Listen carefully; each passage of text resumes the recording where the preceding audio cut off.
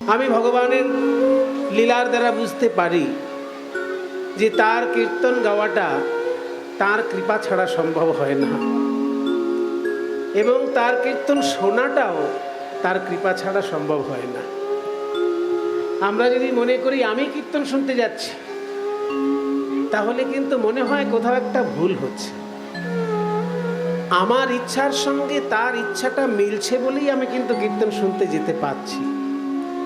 যদি এটা না হয়, তাহলে দেখবেন শত রকমের কাজ, শত রকমের বাধা আপনার সামনে এসে হাজির হবে। আপনি কিন্তু ইচ্ছা থাকলেও কীর্তন শুনতে পারবেন না।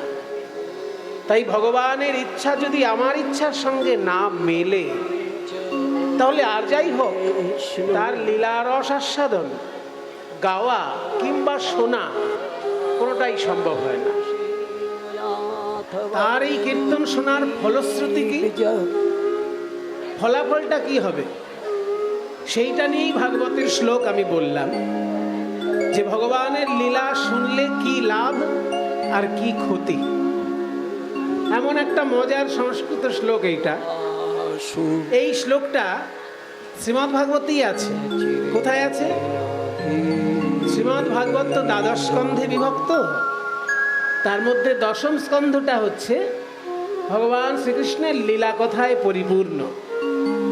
সেই দশম স্কন্ধের 33 অধ্যায়ে, যেটা নাকি রাসলীলার অন্তিম অধ্যায়, ভগবানের রাসলীলা 5টি অধ্যায়ে বর্ণনা হয়েছে শ্রীমদ্ ভাগবত।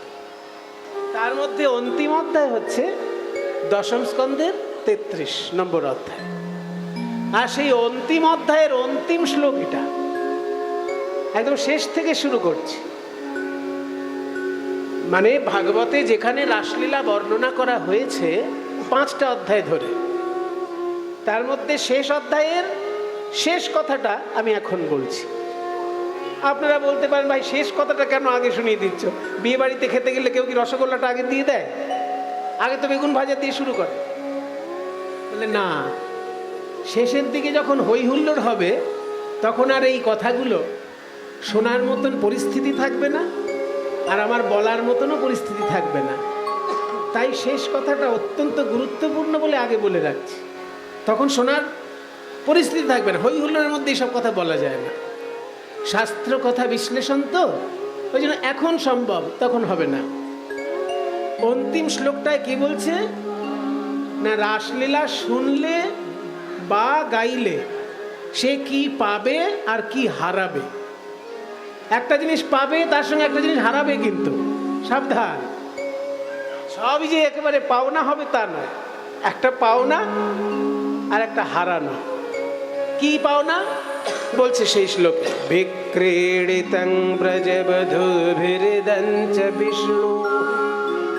বিক্রীড়িতম মানে বিশেষ ধরনের খেলা, ক্রীড়িতম মানে ক্রীড়া, খেলা, বিক্রীড়িতম বিশেষ ধরনের খেলা।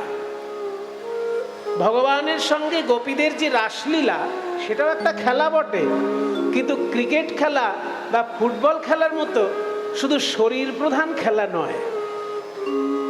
ফুটবল ক্রিকেট এগুলোও খেলা, আবার গোষ্ঠলীলা সেটাও একটা খেলা, কিন্তু গোষ্ঠলীলা আর ক্রিকেট ফুটবল কি এক জিনিস? ক্রিকেট ফুটবলে খেলোয়াড়দের শরীরটা ভালো করে খেলে, খুব জোর মনোযোগ দিয়ে তারা খেললে মনটাও খেলে, কিন্তু আত্মা পরমাত্মার খেলা ওখানে হয় না। ওখানে একদল শরীর খেলা করছে, এই দলে 11 জন, ওই দলে 11 জন, 11টা শরীর একদিকে, তার বিরুদ্ধে 11টা শরীর, শরীরে শরীরে খেলা হচ্ছে, আত্মার সঙ্গে পরমাত্মার খেলা হচ্ছে না। কিন্তু যখনই গোপীদের সঙ্গে শ্রীকৃষ্ণের রাসলীলা, সেখানে শরীরটা শুধু ফর শো, সামনে আছে শরীর, কিন্তু আড়ালে রয়েছে আত্মার সঙ্গে আত্মার খেলা। ওই জন্য এখানে আসল খেলাটা আত্মা নিয়ে, পরমাত্মার সঙ্গে জীবাত্মার খেলা, বা পরমাত্মার এক শক্তির সঙ্গে পরমাত্মার খেলা, পরমাত্মারই মহাশক্তি মণ্ডলীর সঙ্গে পরমাত্মার খেলা, আত্মায় আত্মায় খেলা, বিরাট ব্যাপার। ওই জন্য বলছে বিক্রীড়িতম, বিশেষ ধরনের খেলা। বিক্রীড়িতং ব্রজবধূভির্দঞ্চ বিষ্ণু। ব্রজবধূদের সঙ্গে বা ব্রজগোপীদের সঙ্গে বিষ্ণুর এই যে বিক্রীড়িত, মানে বিষ্ণুর এই যে বিশেষ খেলা, এখানে কিন্তু কৃষ্ণ বলা হলো না, বিষ্ণু বলা হলো। খেলছে তো কৃষ্ণ, রাসলীলায় লীলা করছে তো কৃষ্ণ, কিন্তু শব্দটা প্রয়োগ করা হলো বিষ্ণু। কেন না, বিষ্ণু শব্দের অর্থ এখানে শঙ্খচক্র গদা পদ্মধারী অবতার বিশেষ নয়, শঙ্খচক্র গদা পদ্মধারী দেবতা বিশেষ নয়। এখানে বিষ্ণু শব্দের অর্থ হচ্ছে প্রবেশকারী, প্রবেশ করার ক্ষমতা আছে যার, তিনি বিষ্ণু। যেমন সহ্য করার ক্ষমতা আছে যার, তিনি সহিষ্ণু। ক্ষয় যেটা হয় সেটা ক্ষয়িষ্ণু, তেমনি প্রবেশ করার ক্ষমতা যার আছে তিনি প্রবিষ্ণু। প্রটা বাদ দিয়ে বিষ্ণু, অর্থাৎ প্রবেশ করতে পারেন যিনি, ভালোর মধ্যেও যিনি আছেন, মন্দের মধ্যেও যিনি আছেন, সাধুর মধ্যেও যিনি আছেন, চোরের মধ্যেও যিনি আছেন, আলোর মধ্যেও যিনি আছেন, অন্ধকারেও যিনি আছেন, সমস্ত কিছুর মধ্যে যিনি প্রবেশ করে আছেন, তার নাম বিষ্ণু। তাই এখানে গোপীদের সঙ্গে কার খেলা চলছে? বিষ্ণুর খেলা চলছে, যে আমার মধ্যেও আছে, তোমার মধ্যেও আছে, সবার মধ্যে আছে। এখানে কীর্তন যে গাইছে তার মধ্যেও আছে, যারা শুনছে তাদের মধ্যেও আছে, যে মাইকের পাশে বসে আছে তাদের মধ্যেও আছে, যে লাইটের পাশে বসে আছে তাদের মধ্যে, সবার মধ্যে যিনি ঢুকে আছে, প্রবেশ করে আছে, তিনি বিষ্ণু। সেই বিষ্ণুর সঙ্গে যখন গোপীদের বিশেষ ধরনের খেলা, তার নাম রাসলীলা। সেই লীলাটা বিক্রীড়িতং ব্রজবধূভির্দঞ্চ বিষ্ণু শ্রদ্ধান্বিত অনুশৃণুয়াৎ, শ্রদ্ধান্বিত চিত্তে অনুশৃণুয়াৎ, মানে বারবার যে শোনে, একবার শুনলে হবে না, একবার শুনে লেটা চুকিয়ে দিলাম তাহলে হবে না। তুমি রাসলীলা যতবার শুনবে ততবার নতুন নতুন দিক আবিষ্কার করবে। কখনো হয়তো নাচটা তুমি খেয়াল করেছো, তত্ত্বকথা খেয়াল করোনি। কখনো নাচ খেয়াল করেছো, তত্ত্বকথা খেয়াল করেছো, কিন্তু কি কি তাল হয়েছে তালগুলো খেয়াল করোনি। তাল, তত্ত্ব, নাচ সবই দেখেছো, কিন্তু বৈষ্ণব পদাবলীর কোন কোন পদ গাওয়া হলো, কার কার লেখা পদ, সেগুলো খেয়াল করো। যতবার শুনবে তত এক একটা দিক আবিষ্কার করবে। ওই জন্য ভাগবত বলছে একবার শুনে ঝামেলা মিটিয়ে দিলে হবে না, বারবার যে শুনবে এবং শ্রদ্ধান্বিত চিত্তে। শ্রদ্ধান্বিত অনুশৃণুয়াৎ অথ বর্ণয়েদ যঃ, অথবা যদি কেউ বর্ণনা করে, মানে কীর্তনও যদি কেউ করে আর শ্রদ্ধান্বিত চিত্তে যদি কেউ শ্রবণও করে, তাহলে একটা পাবে আর একটা হারাবে। কি পাবে? ভক্তি পরাম ভগবতী প্রতিলভ্য, ভগবানের চরণে সে পরাভক্তি লাভ করবে।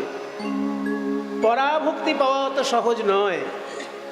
যে ভক্তি আমরা লাভ করি এটা হচ্ছে সাধন ভক্তি, আর যে ভক্তির কথা এখানে আলোচনা হচ্ছে সেটা হচ্ছে সাধ্য ভক্তি, যেটা গোপীদের হৃদয়ে থাকে, যেটা শ্রীকৃষ্ণ ইচ্ছা করে কাউকে দিতে চায় না, রাধারানীর ইঙ্গিত পেলে তবে দান করেন। বলছেন যে শ্রীকৃষ্ণ প্রেম কভু নাহি দেন রাখেন লুকাইয়া। ভগবানের কাছে তুমি টাকা পয়সা চাও, পেয়ে যাবে। একতলা বাড়িটা দুতলা বাড়ি হোক, এটা চাও, পেয়ে যাবে। কিন্তু যদি বলো হে ভগবান একটু গোপী প্রেম আমায় দাও, বলে ওই জায়গাটা হাত বাড়িও না বাবা। কৃষ্ণ যদি ফিরে কভু ভক্তি মুক্তি দিয়া, ভক্তি মানে ভোগ, মুক্তি মানে মোক্ষ। আপনি ভোগ চাইলে ভোগ দিয়ে দেবেন কৃষ্ণ, এমনকি আপনি মুক্তি চাইলে মুক্তি দিয়ে দেবেন কৃষ্ণ, কিন্তু প্রেম কভু নাহি দেন রাখেন লুকাইয়া। সেই প্রেম ভক্তিটার নামই হচ্ছে পরাভক্তি। সেটা লাভ করা যাবে এই রাসলীলা বারবার শ্রবণ এবং শ্রদ্ধান্বিত চিত্তে কীর্তন করলে। ভক্তি পরাম ভগবতী প্রতিলভ্য, লাভ করবে ভগবানের চরণে পরাভক্তি, এটা হলো লাভ। আর হারাবে কি? কি পাবে সেটা তো বলা হলো, হারাবে বললেন যে একটা। এবার যেটা হারাবে সেটা আবার হারালেও লাভ। বলছে কি হারাবে তাহলে? কামম হৃদরোগম, কামনা বাসনারূপী হৃদয়ের যে দুরারোগ্য ব্যাধি। কামম হৃদরোগম আশু অপহীনতি, অতি শীঘ্র, আশু মানে অতি শীঘ্র, তাড়াতাড়ি, অপহীনতি দূরীভূত হয়ে যাবে। এই কামনা বাসনা হচ্ছে আমাদের কাছে রোগ। অনেক সময় আমাদের কাছে রোগটা রোগ বলে মনে হয় না, রোগটা অনেক সময় আমাদের কাছে একটা মজার বিষয় হয়ে দাঁড়ায়। যেমন ধরুন কারোর মাথায় যদি উকুন থাকে, তার চুল কাটতে বেশ মজা লাগে। উকুন যখন বেশ ভালো করে কামড়ায়, চুল কাটতে মজা লাগে না? কিন্তু ওটা কি ভালো জিনিস? কারোর যদি গায়ে চুলকানি থাকে, চুল কাটতে একেবারে ছাল চামড়া উঠে যাচ্ছে, তবুও যেন মজা লাগছে। তাহলে চুলকানি যেমন চুল কাটতে খুব মজা লাগে, কিন্তু সেটা একটা রোগ। যে চুল কাটছে তার মজা লাগছে, কিন্তু অন্য লোকটা যে দেখছে তার গাটা ঘিন ঘিন করছে, তাই না? সে ভাবছে কিরকম লোক রে বাবা, গায়ে চুলকানি যে একটু ওষুধ টষুধ খায় না। তাহলে যার চুলকানি নেই তার কিন্তু ঘেন্না লাগছে, আর যার চুলকানি আছে তার কিন্তু হ্যাঁ চুলকে বেশ মজা লাগছে। ওই জন্য রোগ ব্যাধি কখনো কখনো বেশ মজার বিষয়বস্তু হয়ে ওঠে। আমাদের মুনি ঋষিগণ বলছেন যে কামনা বাসনা ভালো লাগে, কিন্তু আসলে সেটা একটা রোগ। কি আশ্চর্য ব্যাপার না? মুনি ঋষিদের কথা ওই জন্য আমরা বুঝতে পারি না। যেহেতু মুনি ঋষিদের হৃদয়ে কামনা বাসনা নেই, সেই জন্য তারা অন্যের হৃদয়ে কামনা বাসনা দেখলে তাদের কষ্ট হয়। যেমন যার চুলকানি নেই, অন্যের চুলকানি দেখলে তার কষ্ট হয়। তাই মুনি ঋষিরা যখন দেখেন এই লোকটার হৃদয়ে কামনা বাসনা ভর্তি, ও রোগ নিয়ে ঘুরে বেড়াচ্ছে, অথচ ও জানে না ওটা রোগ। আমার একতলা বাড়ি দুতলা হোক, এটা কে না চায় মশাই? আমার হাতে একটা সোনার আংটি আছে, দুখানা সোনার আংটি হোক, কে না চায়? সবাই চায়।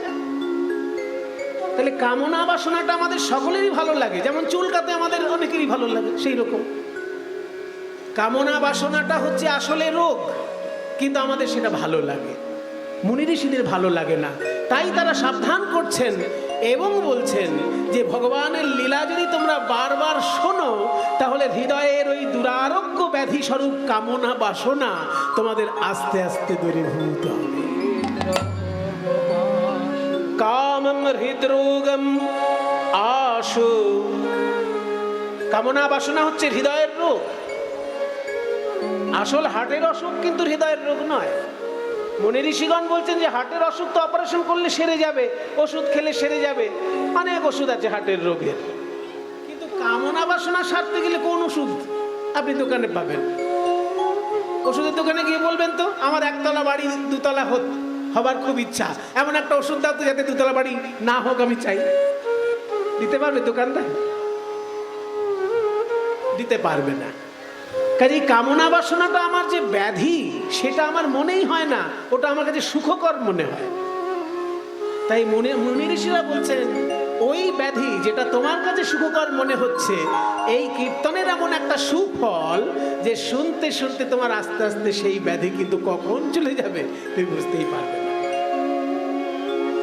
তাই একটা লাভ একটা ক্ষতি। লাভ হচ্ছে কি ভগবানের চরণে পরাভক্তি পাবে, আর ক্ষতিটা হচ্ছে যে তুমি যে রোগ পুষে রেখেছো হৃদয়ে কামনা বাসনা রূপী, ওই রোগটা দূরে যাবে। মানে প্রকারান্তরে দেখা গেল যে এখানে ক্ষতিটাও লাভ। আমার রোগ যদি দূর হয়ে যায় কীর্তন শুনতে গিয়ে, যেটাকে আমার রোগ বলে মনেই হচ্ছে না, আমার সঙ্গে থাকছে কামনা বাসনা রূপী রোগ, সেই রোগ যদি দূর হয়ে যায় তাহলে কার না ভালো লাগবে, কার না মঙ্গল হবে। তাই ভগবানের এই লীলার সুফল এইটাই। এটা আগে বলে রাখলাম, কারণ পরে এগুলো বিশ্লেষণ করার সময় সুযোগ হয় না। রাসলীলা যে আমরা শুনি তার ফলটা কি? ফলটা হচ্ছে ভগবানের চরণে পরাভক্তি লাভ এবং কামনা বাসনা রূপী যে হৃদয়ের রোগ, সেই রোগটা দূরীভূত হয়। তাই শ্লোকটা আরেকবার বলি, বিক্রীড়িতং ব্রজবধূভিরিদং চ বিষ্ণুঃ শ্রদ্ধান্বিতো নো শৃণুয়াদ অথ বর্ণয় यदि यः भक्तिं परां भगवती प्रतिलभ्य कामं हृदरोगम् आशु अपहिनोति अचिरेण धीरः। যিনি রাসলীলা করেছেন বৃন্দাবনে, তিনিই তো আজকে আমাদের গৌর হরিরূপে নবদ্বীপে হরিনামের খেলা করছেন। মহাপ্রভু বলছেন, আমার বৃন্দাবনে যমুনা ছিল, নবদ্বীপে যমুনা কই? ওই তো যমুনা, গঙ্গার জলের সঙ্গেই তো যমুনার জল মিশে আছে। তাহলে গঙ্গাই কি যমুনা নয়? দুইয়ের মধ্যে যদি এক মিশে থাকে, তাহলে দুইয়ের মধ্যেই তো এক আছে, এক আলাদা কোথায় খুঁজে বেড়াবো? প্রয়াগে যমুনার সব জল গঙ্গায় এসে মিশছে। বৃন্দাবনে যে যমুনা, দিল্লিতে যে যমুনা, সেই যমুনা প্রয়াগে এসে গঙ্গার সঙ্গে মিশে যাচ্ছে। তাহলে যমুনার যে জল, সেই জল তো গঙ্গায়তেই মিশে আছে। কাজে গঙ্গাই তো আমার যমুনা। বলে এই তো সেই যমুনা। যমুনা যমুনা যমুনা ও যমুনা, তুমি সেই যমুনা প্রবাহিনী।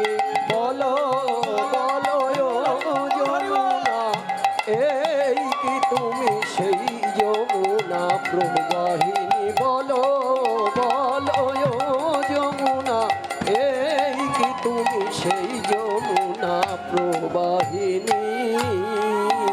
মোজার বিমল তটে রূপের হাটে বিকাত নীলকান্ত মণি। ওজার বিমল তটে রূপের হাটে বিকাত নীলকান্ত মণি। মোজার বিমল তটে রূপের হাটে বিকাত নীলকান্ত মণি। ওজার রূপের হাটে বিমল তটে বিকাত নীলকান্ত মণি।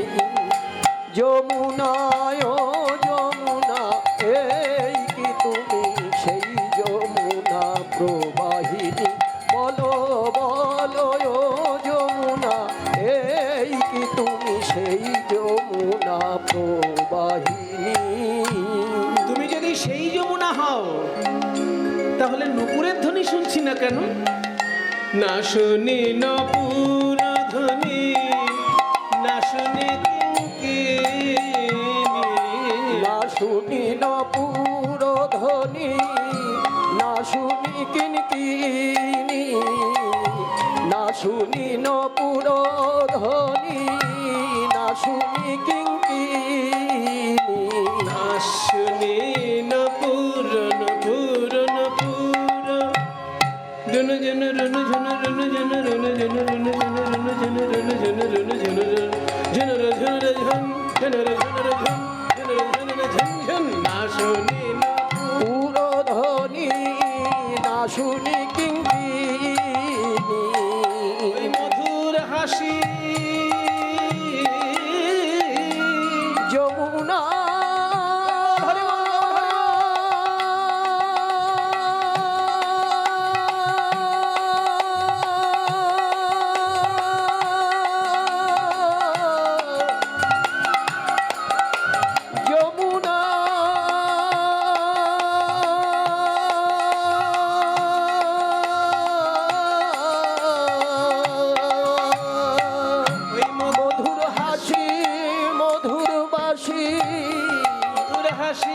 মধুর বাসি, ওই মধুর হাসি মধুর বাসি।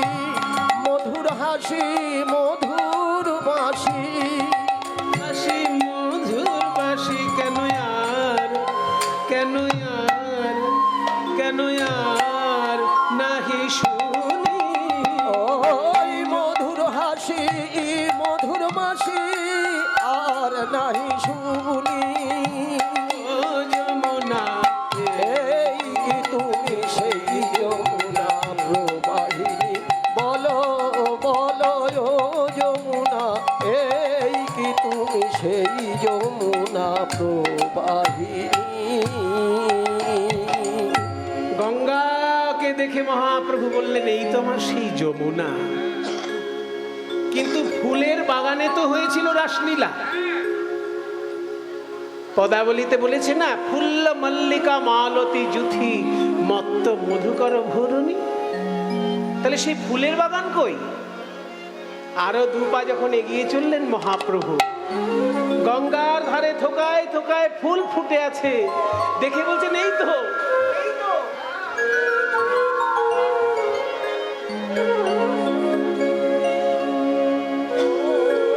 ফুল বন দেখি ও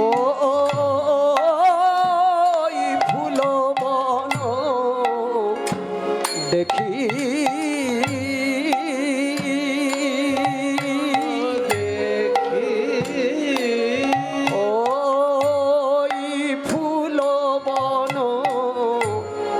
দেখি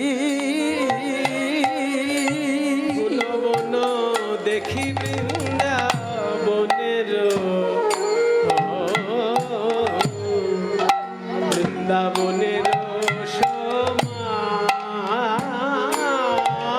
ওই ফুল বন দেখি ফুল বন দেখি বৃন্দাবনে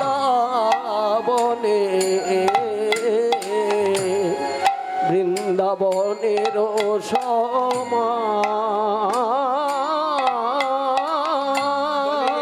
সেই বৃন্দাবন, বলে এই তো সেই বৃন্দাবন, এই তো সেই বৃন্দাবন, বলে এই তো সেই বৃন্দাবন, বলি হেরি গোরা ফুলবন, বলে এই তো সেই বৃন্দাবন। আজ হেরি গোরা ফুলবন, এই তো সেই বৃন্দাবন, হেরি গোরা ফুলবন, এই তো সেই বৃন্দাবন, হেরি গোরা ফুলবন হলো পূর্ব লীলায় উদ্দীপন। হেরি গোরা ফুলবন বলিলায় উদ্দীপন, আজ হেরি গোরা ফুলবন বলিলায় উদ্দীপন, আজ হেরি গোরা ফুলবন বলিলায় উদ্দীপন, আজ হেরি গোরা ফুলবন বলিলায় উদ্দীপন, বলে এই তো সেই বৃন্দাবন, ওই ফুলবন দেখি ফুলবন দেখি বৃন্দাবনে বৃন্দাবনের সমান। আমার গোপীগণ কোথায়?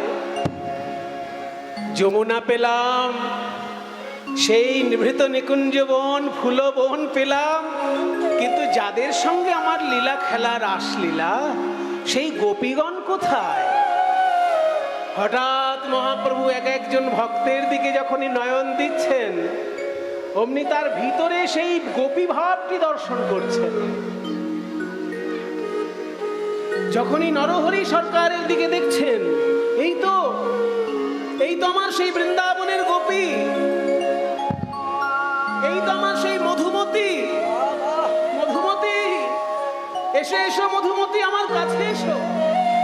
নরহরি সরকারকে যখনই দেখছেন, আর নরহরি সরকার নয়, মধুমতি চিন্তা করছেন। যখন যে ভক্তকে দেখছেন, তার গোপী স্বরূপটি মহাপ্রভু দেখতে পাচ্ছেন। সহচর গণ সহচর গণ ব্রজ একই ভাব রে,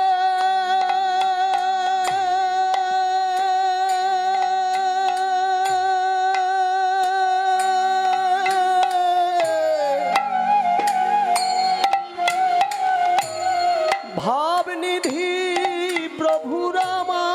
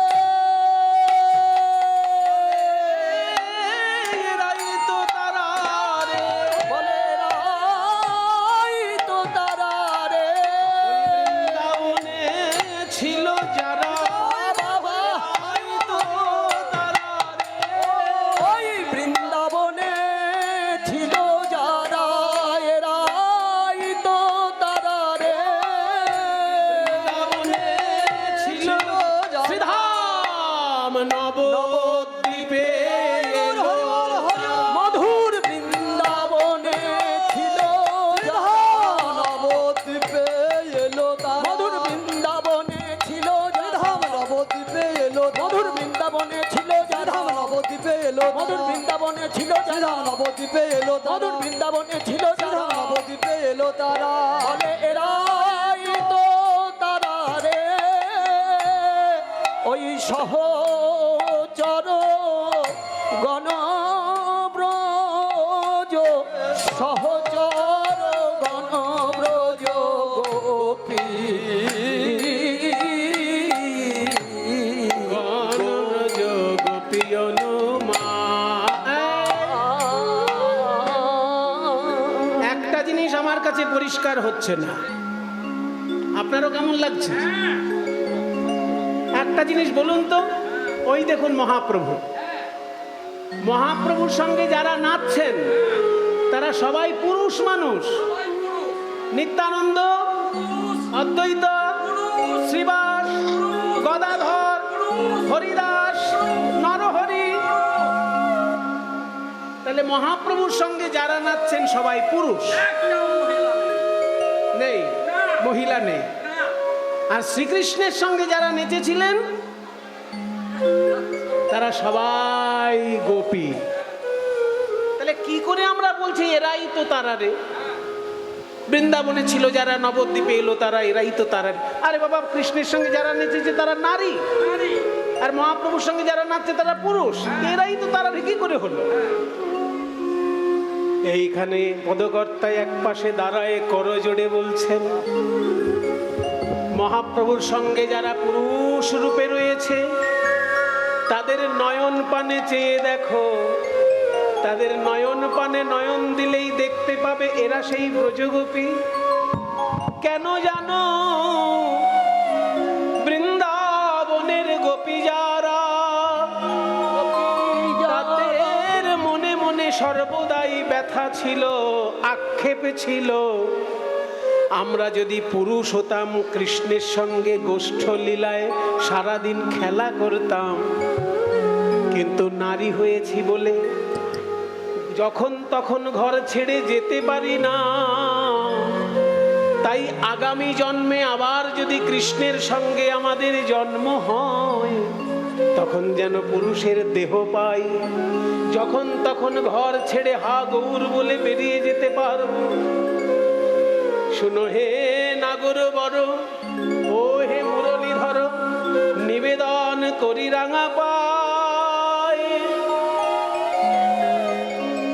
তুমি আমাদের অন্তরের নিবেদন শোনো হে নাগর বড় কৃষ্ণ ন সুন্দর। তুমি আমার মণি নও, মানিক নও, যে হিয়ার মাঝারে রও, ফুল নও যে গাঁথিয়া রাখি কেশে, আমাদেরকে নারী না করিত বিধি, তুয়া হেন গুণনিধি, লইয়া ফিরিতাম দেশে দেশে। তুমি যদি মণিমাণিক্য হতে কৃষ্ণচন্দ্র, তাহলে আমাদের হারের পদক করে বুকে ঝুলিয়ে রাখতাম। আর তুমি যদি ফুল হতে, আমাদের খোঁপায় গুজে রাখতাম। তুমি মণিমাণিক্যও নাও, ফুলও নাও, সবসময় কাছে রাখবো কি করে? আর আমাদেরকে নারী না করে বিধাতা যদি পুরুষ করে দিত, তাহলে তোমাকে হৃদয়ে ধরে যখন খুশি যেখানে খুশি পথে ঘাটে সব জায়গায় ঘুরে বেড়াতে পারতাম। এই যে মনের দুঃখ ব্রজগোপী, সেই মনের দুঃখ দূর হয়ে গেল কলিযুগে। সমস্ত গোপী কলিযুগে পুরুষ রূপে এসেছে, দেশে দেশে সেই সমস্ত গোপী কলিযুগে এসেছে মহাপ্রভুর পার্ষদ রূপে। যারা নারী দেহ ধরেছিল বৃন্দাবনে, তারা পুরুষ দেহ ধরে কলিযুগে এসেছে। ওই যে রূপ গোস্বামী, ওই যে সনাতন গোস্বামী, ওরা সবাই গোপী। তাই যখনই বৈরাগ্য উদয় হয়েছে, হা গৌর তোমার হলাম বলে গৃহ ত্যাগ করে মহাপ্রভুর চরণে চলে। তাই পদকর্তা এক পাশে দাঁড়ায় বলছে, এরা সেই বৃন্দাবনের গোপী কিনা, এনাদের নয়ন পানে চেয়ে দেখো। বাবা বলি এরাই তো তারা রে, বলি এরাই তো তারা রে, এরা নয়ন ধারায় পড়লো ধরা, এরাই তো তারা রে।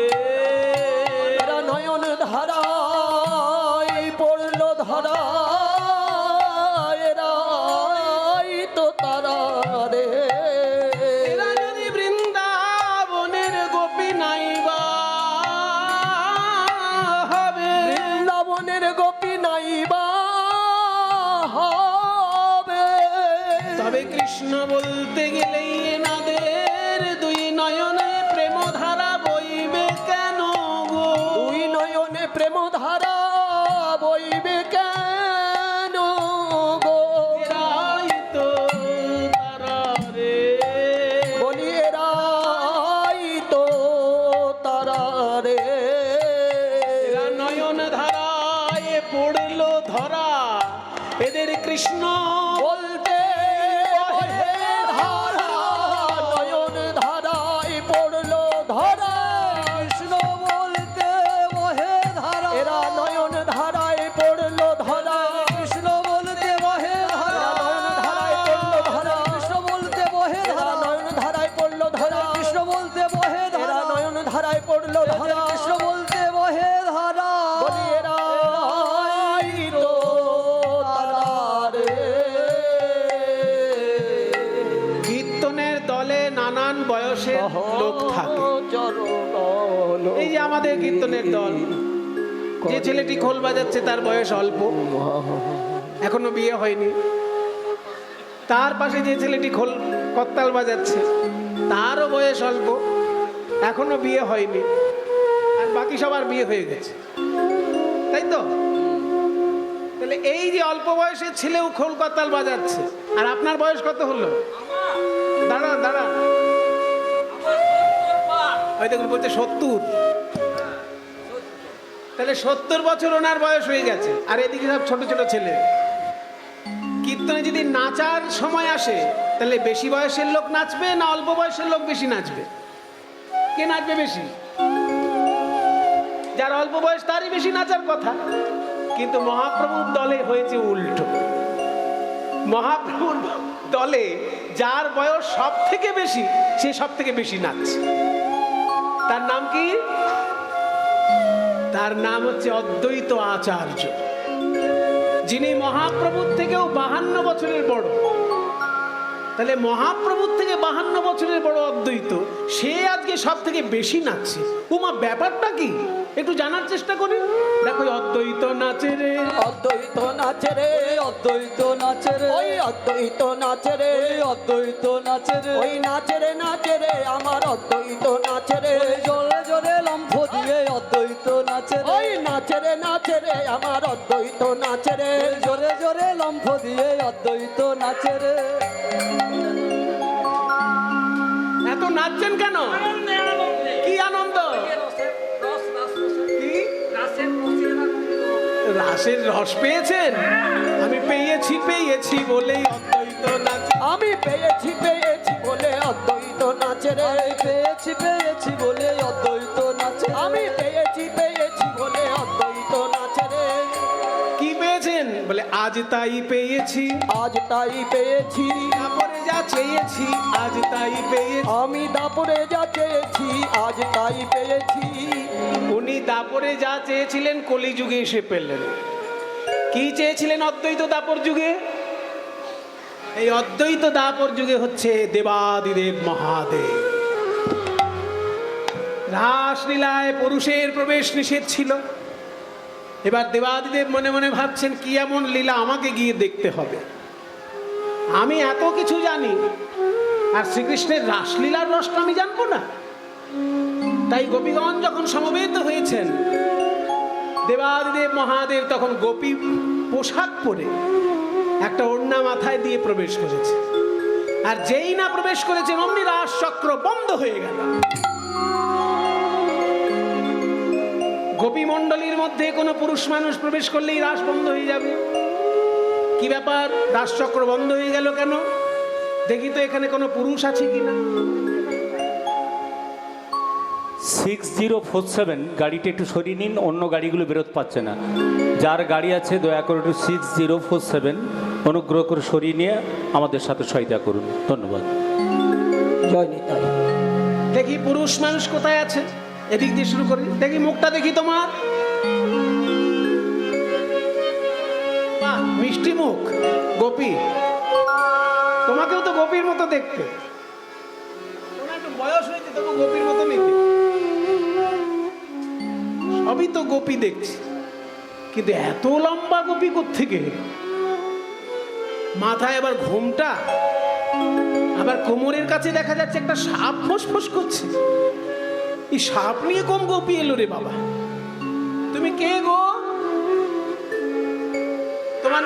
আমি শ্বেত গোপী গো। শ্বেত গোপী মানে গায়ে সাদা সাদা ছাই মেখেছে তো ফর্সা হওয়ার জন্য? শ্বেত গোপী? দেখি তোমার ঘোমটা একটু সরাও তো, আমি দেখি তোমাকে। দেখি এ কি আবার পিছিয়ে যাচ্ছে কেন? তাহলে তো নিশ্চয়ই ব্যাপার কিছু আছে। দেখি এই সাপটাকে সামলাও। দেখি মহাদেব, তুমি এখানে কেন এসেছো?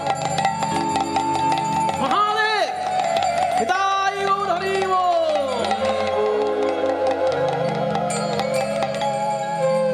তুমি গোপী হতে পারোনি বলে গোপীর পোশাক পরে এসেছো? হে দেবাদিদেব মহাদেব, তুমি তো জানো না অবজানন্তি মাং মূঢ়া মানসিং পরমাত্মাশ্রিতং পরং ভাবমজানন্তো মম ভূত মহেশ্বর। আমার সত্যিকারের স্বরূপ জানতে না পেরে বোকা লোকেরা আমাকে নররূপে লীলা করতে দেখে আমাকে অবজ্ঞা করে। সাধারণ মানুষের মতো তুমি আমার রাসলীলাকে সন্দেহ করে গোপী না হতে পেরে গোপীর পোশাক পরে এসেছো। তুমি অসম্মান। তাই আমি তোমাকে অভিশাপ দিলাম,